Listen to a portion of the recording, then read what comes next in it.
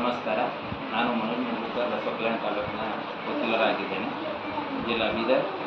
ನಾನು ಕೆನರಾ ಬ್ಯಾಂಕ್ನ account holder ಆಗಿದ್ದೇನೆ. ನನ್ನ ಖಾತೆಯಿಂದ 21,000 ರೂಪಾಯಿನ ಹೋಗಿದೆ.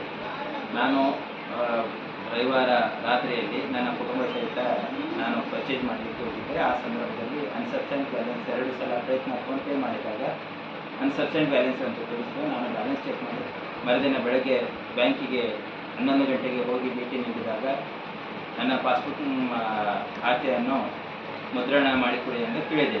ಆ ಸಂದರ್ಭದಲ್ಲಿ ನಮ್ಮ ಹತ್ರ ಪ್ರಿಂಟರ್ ಖರಾಬಾಗಿದೆ ಅಂತ ಹೇಳಿದರು.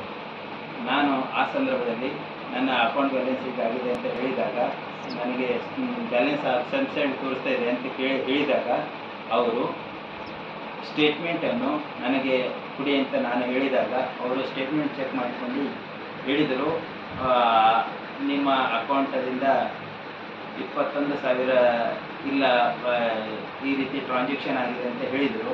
ಒಂದು ಸಲ 18,000, ಒಂದು ಸಲ 3,000 ಆಗಿದೆ. ಆ ಸಂದರ್ಭದಲ್ಲಿ ನಾನು ನನ್ನ ಬ್ಯಾಂಕ್ ಮ್ಯಾನೇಜರ್ ಅವರಿಗೆ ಕೇಳಿದೆ.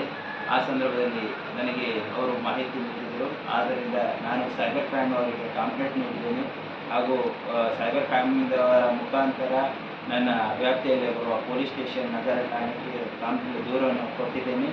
ಅದೇ ರೀತಿ ನನ್ನ ಬ್ಯಾಂಕಿಗೆ ಖಾತೆಯ ಹೊಂದಿರುವ ನನ್ನ ರಿಲೆವೆಂಟ್ ಮ್ಯಾನೇಜರ್ ಅವರಿಗೆ ಕಂಪ್ಲೇಂಟ್ ಮುಖಾಂತರ ಮತ್ತು ಕೊಟ್ಟಿದ್ದೇನೆ. ಅದೇ ರೀತಿ ನನಗೆ ಯಾವುದೇ ದಯ ಬರಲಿಲ್ಲ ಹಾಗೂ ವಾಟ್ಸಾಪ್ನಲ್ಲಿ ಯಾವುದೇ ಲಿಂಕ್ ಬರಲಿಲ್ಲ. ನನ್ನ ಸ್ಟೇಟ್ಮೆಂಟ್ ನನಗೆ 18,000 ಯಾವ ರೀತಿ ಹೋಗಿದೆ ಅಂತ ನನಗೆ ಗೊತ್ತಿಲ್ಲ. ನನಗೆ ಯಾವುದೇ OTPನೂ ಕೂಡ ಬರಲಿಲ್ಲ. ಇಂಥ ಆದ್ದರಿಂದ ನನ್ನಂಥ ನಾನು ವಕೀಲರ ಆಗಿದ್ದರಿಂದ ನನಗೆ ಮಾಹಿತಿ ಇರೋದರಿಂದ ನನ್ನಂಥ ಜನರಿಗೆ ಈ ರೀತಿ ಮೋಸ ಆಗ್ತಿದೆ ಅಂದರೆ ಬೇರೆ ಜನಕ್ಕೆ ಹೆಂಗಿದೆ ಅಂದರೆ ಬ್ಯಾಂಕ್ ಮ್ಯಾನೇಜರ್ ಹೇಳ್ತಾರೆ ಅಕೌಂಟ್ ಕ್ಲೋಸ್ ಮಾಡಿ ಅಂತ ಹೇಳ್ತಿದ್ದಾರೆ.